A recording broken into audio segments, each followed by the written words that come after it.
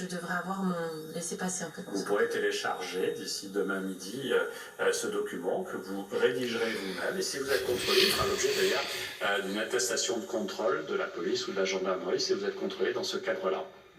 Une dernière question, on voit beaucoup de familles qui se réunissent et qui prennent femmes et enfants pour aller à la campagne, pour fuir les grandes villes. Qu'est-ce que vous pensez de ce comportement? Est-ce qu'il est recommandé, non recommandé? Est-ce que vous dites aux Français, faites le choix d'un domicile d'ici demain midi, parce que vous pourriez y rester peut-être un mois, voire plus? Mais je vois que l'essentiel des Français sont aussi dans des conditions de travail. Je l'ai bien dit, nous ne fermons pas l'économie, nous ne fermons pas les entreprises, et donc celles et ceux qui travaillent vont devoir rester à leur domicile quotidien pour continuer à avoir ces activités-là. Donc je pense qu'il ne s'agit pas d'anticiper des mouvements massifs. Certaines personnes peuvent faire le choix, on commence à le faire, pourront le faire encore demain, de se rendre dans leur résidence secondaire s'ils en ont une. Mais je voudrais vous dire que ce n'est pas l'essentiel des Français. Oh, comment il L'essentiel des parle? Français ont un domicile. Ils vivent dans ce domicile et nous devons les accompagner dans ce cadre-là. Mais ce qui compte, c'est surtout de les protéger. Et ce dont on parle, c'est de la protection des Français. Arrête avec ta jambe, s'il te plaît. Alain Lacroix pour Europe 1. Est-ce que les militaires, en plus de leurs opérations d'évacuation sanitaire, dont a parlé le président de la République, seront amenés eux aussi à participer au contrôle des Français dans la rue? Non, ça n'est pas leur fonction.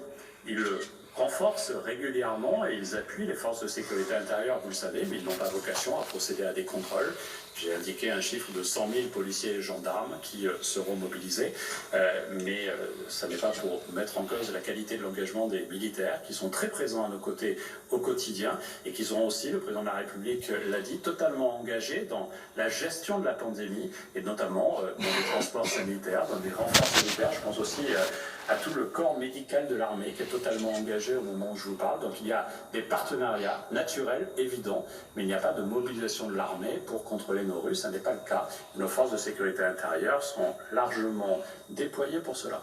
Certains syndicats de police dénoncent le manque de moyens comparé notamment aux policiers italiens, par exemple, qui sont équipés systématiquement, paraît-il, de masques, notamment à la frontière franco-italienne. Une note de la DGPN d'il y a quelques jours parle d'un kit, simplement par un kit de gel et de masques par véhicule de police. Est-ce que c'est suffisant? Une doctrine d'emploi des masques a été définie non pas par le ministère de l'Intérieur, mais par les professionnels de santé. Et c'est cette doctrine d'emploi que nous appliquons pour les policiers, pour les gendarmes, au moment où ils seraient en contact avec une personne susceptible de présenter le Covid-19. Ça, c'est mon doigt. Et de se protéger. C'est cette doctrine d'emploi qu'il faut proposer et développer pour nos forces de sécurité intérieure. Mais nous devons respecter, nous aussi, le protocole d'utilisation des masques tel qu'il a été défini par le Conseil scientifique et nous devons accompagner. Mais votre question me permet surtout de souligner leur engagement, des policiers, des gendarmes, mais aussi des pompiers, qui sont totalement mobilisés au quotidien pour le service des Français et qui sont très engagés aussi dans la lutte contre le Covid-19. C'est dingue quand même que personne ne demande pour le Merci couvre-feu. beaucoup.